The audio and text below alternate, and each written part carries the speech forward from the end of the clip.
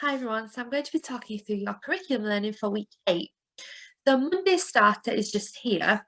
It says that lots of things were invented in the Victorian times. Can you think of any inventions? You might already know some, or maybe you can look some up on the internet. Can you write a list of them in your book? Okay. Now, I have a picture here of a man. He is called Alexander Graham Bell, and he was a very famous inventor from the Victorian times. So to have a quick think to yourself, can you guess what Alexander Graham Bell invented? I'll give you a clue. It's very important and we still use it today. All right, did you guess? He invented the telephone. Now there's a picture of Alexander Graham Bell just here. And this is the telephone that he invented. It looks very different to the telephones that you might have seen and that you see grown-ups use.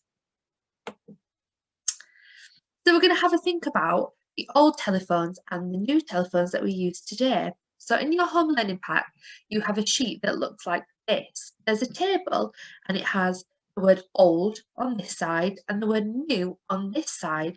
And then underneath you have some pictures of different telephones throughout time. So from the very first telephone that Alexander Graham Bell invented up to the telephones that we use today. So I'd like you to decide whether those phones are old or whether they're new. So if we start with this one here, we can see straight away that this phone is made out of wood. It's got this little earpiece here and mouthpiece here, and it looks very, very old. So we know that that is an old telephone. Whereas this telephone, it has a touch screen, it fits in your hand, and some of your parents or grown-ups that you know might use a phone just like this. It even has apps on it that we use today. So we know that this is a new phone. So can you sort out all of the different types of phones into old or new?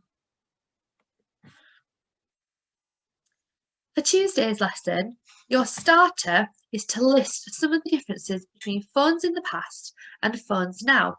So how are they different? How do they look different? And how do they work differently? So what can we do with phones now that you couldn't do with phones before? Okay. So for your task, what I'd like you to do is to make a string phone. I know that we've seen these before in school, and some of you might have made them at home yourselves as well. Okay, so string phones look like this. It's where you take tin cans or maybe some paper or plastic cups and a piece of string, and you attach the two cups or the cans together. And then you can take it in turns with someone talking into one end of the cups while the person listens on the other end, and you're able to hear each other. It's really clever. And it happens by the sound of your voice vibrating the string between the cans. And that's how the sound travels out. Okay, and then they can hear it. So I'd like you to have a go at making one of those phones yourself. You'll need a grown-up to help you. There's also a video here that you can watch which shows you exactly how to make one as well. Okay, so don't forget to send in some pictures of your string phones into the Year 2 email address so that we can see them. Now for Wednesday's lesson, your starter is to think of some different materials that you could use to make a string phone. So yesterday, you might have used maybe some plastic cups to make your string phone. Is there something else that you could use for the mouthpiece and the earpiece? Maybe you use string to connect your cups or your cans. Can you use something else like a ribbon or maybe some elastic or something different? I'd like you to have a look around your house and collect some of those things. Once you've done that, I'd like you to investigate your string foam. So I'd like to test a couple of things for me. So maybe you could use a different material for the cup and the mouthpiece and the earpiece of the phone, as we just said. Maybe you could change the string for something else like ribbon or elastic. Maybe you can make a really short string phone and a really, really long string phone and see how those different things affect the sound or the hearing of the string phone that you've made.